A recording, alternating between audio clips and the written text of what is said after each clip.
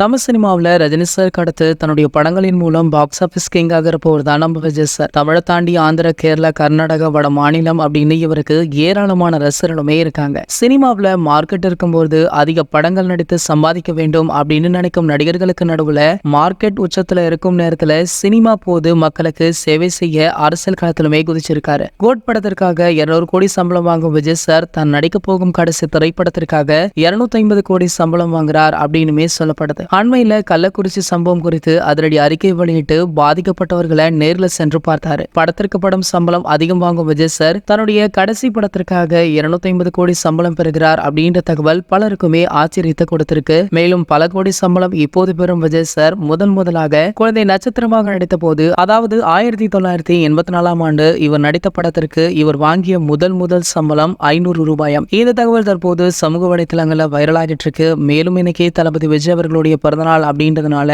ரசிகர்களை தாண்டி பல செலிபிரிட்டிஸுமே இவருக்கு வாழ்த்துக்கள் சொல்லிட்டு இருக்காங்க. அந்த வகையில பாத்தீங்கன்னா பாலிவுட்ல இவருக்கு ஒரு மிகப்பெரிய மார்க்கெட் இருக்கு அப்படின்றதுனால பாலிவுட்டுடைய டாப் ஸ்டார்களான ஷாருக் கான், சல்மான் கான் போன்றவர்களுமே தளபதி விஜய் அவர்களுக்கு வாழ்த்துக்களை சொல்லிட்டு இருக்காங்க. இந்த தகவல் தற்போது சமூக வலைதளங்கள்ல வைரல் ஆயிட்டு இருக்கு. இது போன்ற நம்ம தளபதியை பற்றி வெளியாகும் அனைத்து செய்திகளுமே நீங்கள் உடனே தெரிஞ்சுக்க நம்மளுடைய செய்தி துளிகள் அப்படின்ற நம்ம சேனலை சப்ஸ்கிரைப் பண்ணிக்கோங்க. மேலும் பக்கத்தில் உள்ள பெல் ஐகானை கிளிக் பண்ணிட்டீங்கன்னா நீங்க நம்ம வீடியோவை மிஸ் பண்ணாம பார்க்கலாம்.